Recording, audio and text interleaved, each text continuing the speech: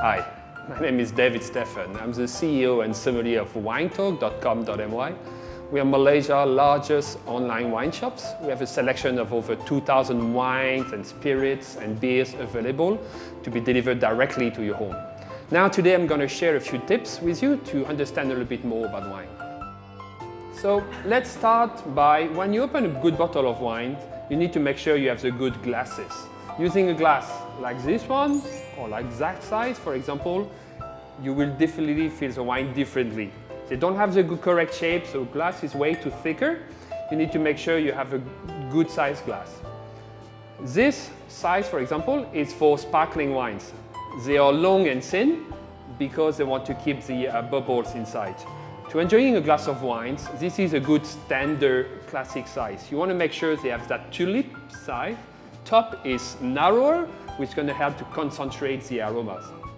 So the best way to open the bottle of wine is to remove the top. So you want to have a good bottle openers. Cut the top, so you can cut from the top here, but the better way, easiest, is to go just under. Twist, turn, remove the top. So you want to make sure that you put your corkscrew on the side.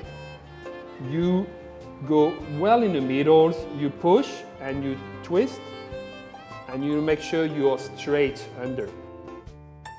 Twist to the bottom, make sure you go deep enough, otherwise you're not going to reach all of the cork.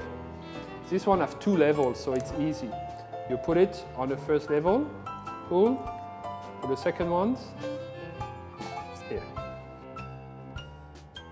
When you're serving your wines, make sure you do not overload the glass. It's not the glass is big that you have to go all the way to the top.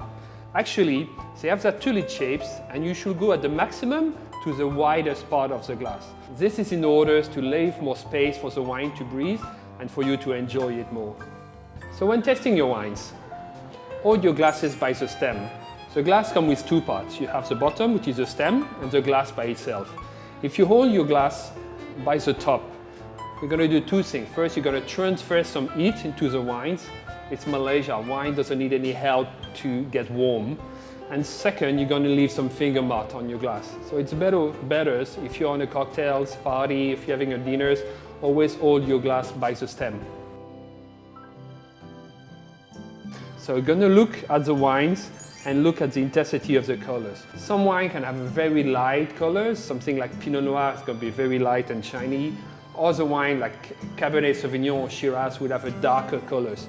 What you're looking for, if there's a problem for the wine, if it's very cloudy or if it's very blurry colors, it may have small issues. Second step is the nose. Drinking wines, enjoying wines, it's all about the food experience where you have to use your 5 senses.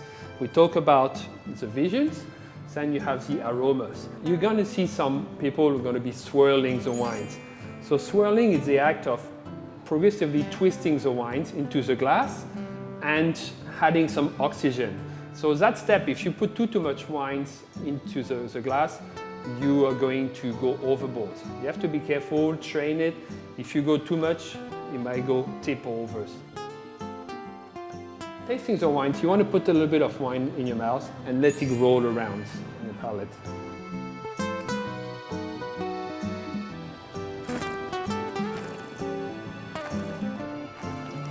You realize it makes some noise.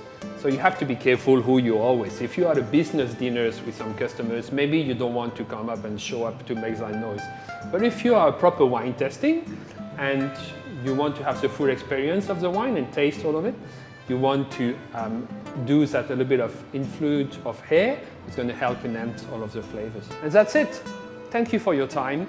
I hope you learned a few more things. If you want to know more about wines, go check our website at www.winetalk.com.my. Check if we have your favorite wines, and we'll be able to help you to reach it. Bye for now.